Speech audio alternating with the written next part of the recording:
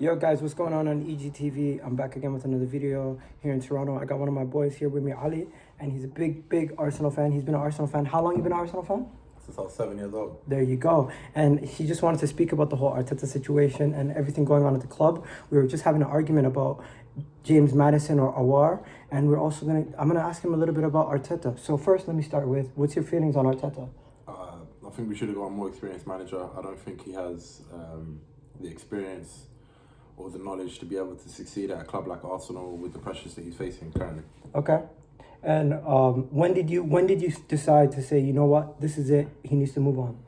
When was it that made it say, you know what, this is it? I think we didn't see enough of him from his initial time at the club, but then obviously the FA Cup gave him a bit of leeway, so the fans were a bit more patient with him. But then following on from them, there's the tactics being used, and I felt like we were reverting to the same old trick, trying to push the ball up the left wing and give it to Aubameyang, and it didn't work for us this season because Aubameyang just wasn't firing.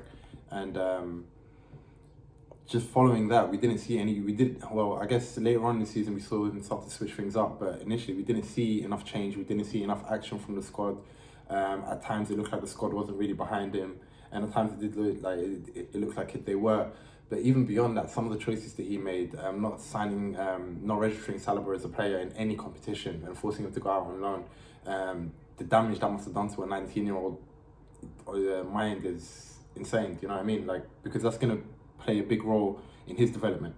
And then coming back from his loan, the way that he's been treated.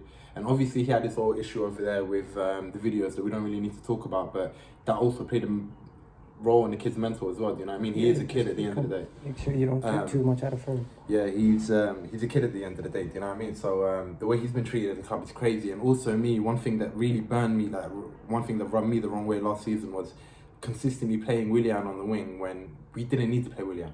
Yeah. He wasn't performing. Why is he playing? Play Martinelli. Martinelli looked like a spark. Martinelli looked like he was bringing something to the club. Martinelli looked like he was doing something on the pitch, bringing action on the pitch, something we weren't getting from Aubameyang, and something we were getting fleetingly from Lacazette. Do you know what I mean? Yeah. That hunger, all right, cool, I'm gonna go and get it. Or the game's it's not going for us today. All right, cool, I'm gonna go and get it. I'm gonna go squeeze one out for the club. Do you know what I mean?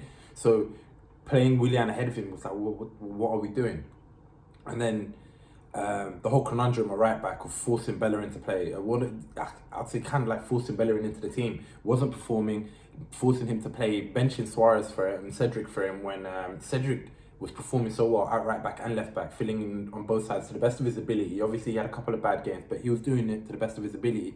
And I believe, let's talk about that. Let's talk about Cedric and let's talk about Bellerin. 1 second, before we get there, I just want to say one thing. Personally, for myself, I'm not Arteta out, I'm not Arteta in at this point. If he turns it around, I'm going to back him. If he does not do well at the beginning of the season, I'm personally going to think the club is going to they're going to make a change regardless. But as long as he's in charge, I'm going to back the club. I don't want to be one of those people screaming, hoping for his failure. I'm not going to ever do that. I want him to do the best as long as he's in the job. And I hope you're the same way. To some degree, let me make my rebuttal. I feel like we've given him enough time. Personally, I feel like we've given him enough time. And this whole scenario of, all right, what you're saying right there, to me, it doesn't make any sense at all. To say, I'm going to back him, we're going to let him buy players, we're going to let him spend money, and if he doesn't do well in the first couple of games in the season, then we should look at replacing him. Then why are we letting him go out in the transfer window and spend 100 million odd quid? No, but the players we're buying are not just for him. The players that we're buying is the direct plan for the future. I feel like we now kind of have a little bit of structure and a plan. Okay, all right, okay, that makes sense. All right, if to some degree that makes sense. If you're telling me that they have a structure, that structure's been created by Arteta and Rowe. No. Raul's gone. Arteta. I'm sorry, not Rowe. Edu and Rowe. Edu and Arteta. They're the ones creating that plan together. It's their 3-year plan. No, am I correct in this? I understand that, but at the same time, we're identifying players with the scope to grow and to improve. Even if we're buying the players not for the manager, we're buying the players for the club. So we're trying to get them. If Arteta wants an individual, he might not get that individual, but we will still get a player as the profile that will suit our playing style for the future. We're identifying players that will suit our playing style for the future. In a James Madison, in a Aouar. We're getting a Ben White because he's a ball-playing centre-back. We're trying to get a left-back. Saliba's supposed to be a ball-playing centre-back. The thing about Saliba is the club have stated, I don't agree with this, but the club have stated that they want to get rid of, they want to let him go on a loan again to get a full season uninterrupted under his belt. Do you understand that? but supposedly both parties are okay with it. If Arsenal were going to loan him out to a Premier League team, supposedly he turned down going to a Newcastle. All these other clubs in the Premier League that have tried to come in for him, none of them have actually gone any further. He himself personally has chosen Marseille, and at Marseille he will be given European football. He'll be given first team opportunities, and he'll be given a chance to play on two fronts in two different competitions. Where at Arsenal, we're only in one competition, which is in the Premier League and domestic cups. It's not really enough to give him a chance if we bring in Ben White and we have all these other players. Realistically, in my opinion, and I guess in Arteta's eyes and your eyes as well, it differs. But in my opinion, I prefer to keep him at the club and play him ahead of Holding, play him ahead of, if Chambers was playing centre back. I know Chambers rotates, but I would play him ahead of Holding. Why? Because he's the future of the club. Holding isn't the future of this club. You might he might have got a new contract, but Holding's a squad player at best. Let's be realistic. Holding's a squad player at best, and Saliba should be offering us more than Holding. In the space of a year, maybe a year and a half, he should be offering us a lot more than Holding in the centre back space. But he won't unless we give him a chance. People say these French players, they need to acclimatise to the Premier League. How are you going to let him acclimatise to the Premier League when you send him out on 2 loans to France? Okay, let me ask you a quick question. We're gonna have to wrap this up quickly because I'm gonna do another video with you, hopefully, inshallah, before I leave.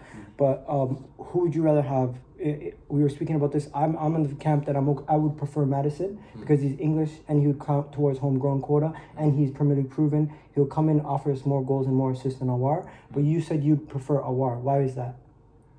Honestly, you raise very valid points. All your points are very valid, but I think value for money at this point in time with the players that we need to get and with the budget, I know there were rumours of a 250 or 150 million pound budget, but with the players that we need to get, I think our money would be better spent getting Aouar and then strengthening in other positions as well. Ideally, a right back or even God knows what we're doing in the goalkeeper position. We still need to kind of identify, because it looks like we're looking at a first team goalie. For what reason, I have no idea if Leno's still going to be in goal, but there's a lot of areas where we need to strengthen. So spending a 60-70 million pound on Madison, I don't think would be good value for money. We did that last season, the season before last with Pepe, and it won't strengthen us across the team and let us challenge next season, if that makes sense. Yeah, that makes sense. Ali, thank you for coming on. I'm going to have you on again, inshallah. Hope everyone enjoyed Ali and his takes on Arsenal. We're going to have more of these conversations while we're here, but thank you guys and have yourselves a wonderful day. We're out of here. Peace.